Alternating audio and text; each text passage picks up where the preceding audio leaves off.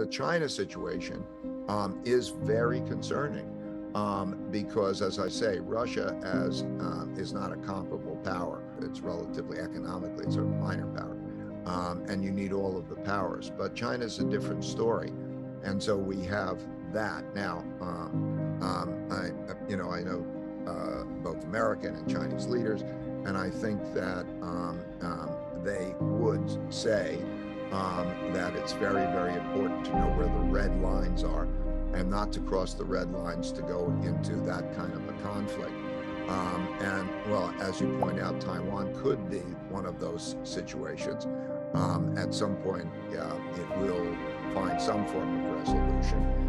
But I would say still the odds are that they won't cross the line for the military, but our risks of it are great. It's like, two giants wrestling with each other 6 feet from the edge of a cliff.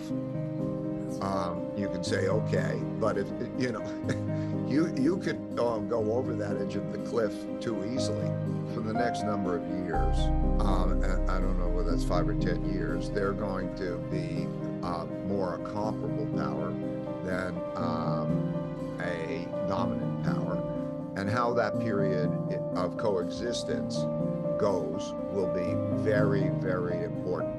In other words, avoiding that. And at the end of the day, the strongest will win out.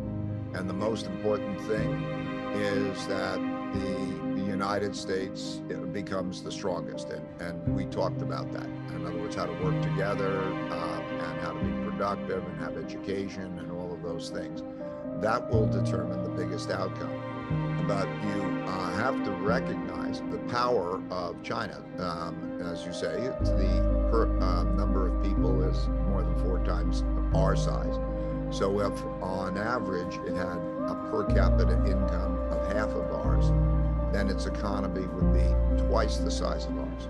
And if it's twice the size, that means twice the size of buying power on anything you want to buy, whether that's technology or military or something. And since I started to go to China in 1984, and I've gone there repeatedly, and I love the place, and I have a lot of respect for the place and the people in various ways, and I've gotten to know it very well. And I love America. Let me be clear. I've lived the American dream, but I'm making the point that I've known it and I've watched it. Since I started going there in 1984, its per capita income has increased by 27 times. Its life expectancy has increased by 10 years. It's okay. So this is a very viable competitor, and where we will be 20 years from now is going to be mostly dependent on, first of all, are we going to have a war with each other, or are we going to then be able to compete, our systems competing, and then can we compete effectively? I think that the desire to avoid a war, that's of paramount importance. Then it makes it less important whether they're richer or we're richer or more powerful, because there are many people in many countries that are not the most powerful, that are having happy, productive lives in their own ways. And so I think that the war thing is the most important thing. Otherwise we can, and then we'll be responsible for ourselves and our outcomes. So I think it's that's most important. And their economy currently and their aging population and their internal strife, are these issues as well for China as they are for the U.S.? I think it's something like 275 million people who are over, I forgot whether it's 60 or 65. And because of their one-child policy, it used to be that the young would take care of the old.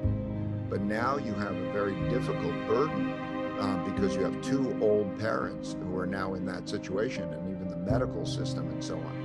That's a great burden. That's a great burden.